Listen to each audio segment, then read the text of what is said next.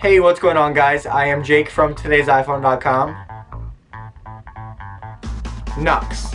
Lumos. The new Harry Potter movie comes out on Thursday, and if you couldn't tell, I'm a little bit excited. Lumos Maxima! And here's what's going on this week. Now, the first thing I want to tell you guys about is JailbreakMe.com. Now, if you remember last week, we also talked about JailbreakMe.com, but that was a leaked beta version that was floating around on the web and it wasn't really working too well. Well, this week, Comex, the developer behind JailbreakMe, released the 3.0 version of the software, and it works on a much wider variety of devices. Basically, if you're running 4.3.3, you're good. It works on some other variations too, like 4.2.8 for Verizon iPhones, but you can check out the post on today's iPhone with full details.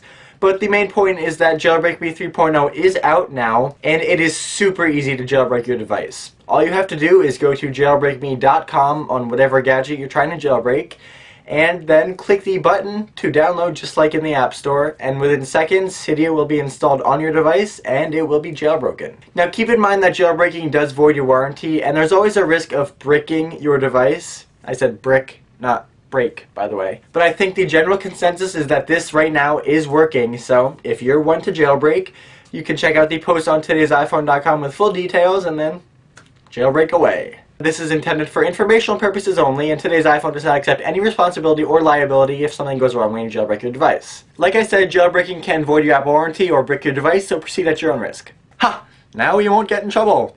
But if anybody out there has tested this jailbreak method out on their iPad 2 or iPhone 4 or any other iOS device, I would love to know how it's working for you, so definitely let me know in the comment section down below. Alright, moving right along, I really want to tell you guys about this awesome iPhone 5 concept floating around the web this week. Now, the designs are by a guy named Guilherme Chasepian. Wow, I'm sorry about that.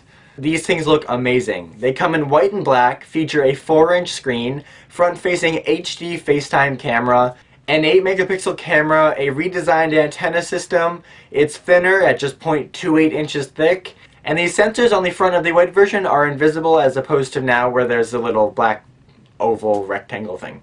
Now keep in mind that this is just a concept from an outsider, so there's not a guarantee that this is what we're going to see from Apple at all with the iPhone 5. But can I just say, I really, really hope it is. I mean, this thing is slick. It looks amazing. It keeps the iconic minimalism design of the iPhone, but it brings all of the features that users are wanting with the bigger screen and the better camera and thinner, and it's just awesome, and I want one. And if I had to bet on it, I'd say that this concept is more or less pretty close to what we actually will see with the iPhone 5. But then again, you never know. Alright, next, in iPad rumors, according to a report coming out of This Is My Next, when the iPhone 5 launches in September, it's going to be accompanied on stage by the iPad HD. Now, unlike many of the iPad rumors out there, this is not the iPad 3 that's supposed to be coming out in September. Instead, you can think of this as a sort of iPad 2 Pro. It's going to have a screen resolution of 2048 by 1536, which is double that of the current iPad 2, and it's going to launch with some professional video or photo editing software to run on the device. Obviously, this would be geared towards the filmmakers and photographers to use out in the field, and, you know, pair the HD screen with the professional software, and this could be a big hit. It's not unheard of for Apple to release a higher-end version of the same device halfway through its life cycle, so I wouldn't be entirely surprised if we see this. Now, if a gadget like this does make its debut, would this be something that you'd be interested in, or are you going to stick with your iPad 2, or wait for the iPad 3 to come out next year? Personally, my bank account is still recovering from buying an iPad 2, so I'm going to be sticking with that device for a while, but I'm sure a lot of people would be interested in this, so let me know your opinion in the comment section down below. Alright, and I want to finish up today's video with a couple iPhone 5 rumors. Shocker! Alright, now the first one is a report coming out of 9to5Mac, and they claim that there is actually a leaked photograph of the iPhone 5 floating around the web. Now, the picture in question shows what is unmistakably an iPhone, and it's running on China Mobile's 3G network. Now, this is interesting because, as of right now, China Mobile doesn't carry an iPhone. Now, in addition to that, there's a couple other interesting things about this phone. One of them being that it's running baseband software with a version of 06.10.01, and that software hasn't actually come out yet. Also, it appears to be missing its International Mobile Equipment Identity Number, IMEI, and this is a common occurrence for evaluation devices. So there do seem to be a few things that legitimize this photograph, But at the same time, I'm kind of skeptical. Firstly, because up until now, most of the rumors surrounding an iPhone on China Mobile said that it would come next year and run on China Mobile's 4G network. This phone is clearly running on a 3G network, so either the rumors about 4G were incorrect, or this is simply an iPhone 4 running on China Mobile's network. And I gotta say, from the picture, it does very much resemble an iPhone 4.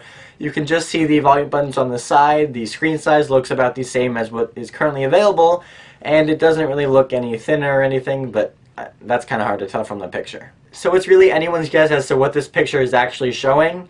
I mean, I would say that this is maybe just an iPhone 4 running on China Mobile's 3G network. But of course, with iPhone rumors, there's always the fabulous possibility that it is a complete lie. Alright, and finally, this week analyst Xing Yin went on record as saying that we could see an iPhone on the Sprint network sometime around Christmas. Now, his reasoning behind this claim is that with Verizon killing off their unlimited data plan in favor of tiered data, Sprint's Simply Everything plan, which includes unlimited data, voice, and text for $69 a month, would be hugely popular with iPhone customers. And as an added bonus, Sprint has had the largest 4G network up and running for a while now, which could kind of help segue Apple into the 4G cell phone market. Personally, I would love to see an iPhone on Sprint. It'd be great for customers to be able to get their hands on the iPhone, and it'd definitely keep up competition in the US. And, you know, with Verizon having it, AT&T having it, and AT&T possibly merging with T-Mobile, Sprint would be the only kid on the playground without an iPhone, and we wouldn't want that. Alright, well that's all the big news for this week, guys. Thank you very much for watching, and don't forget, the links to all of these stores I talked about in this video are in the description down below. And if you have any comments, questions, or suggestions, you can let me know on Twitter at TIPJake. I love to hear from you guys, and I try to answer everybody that tweets me, so if you got something to say, the best place to do it is there.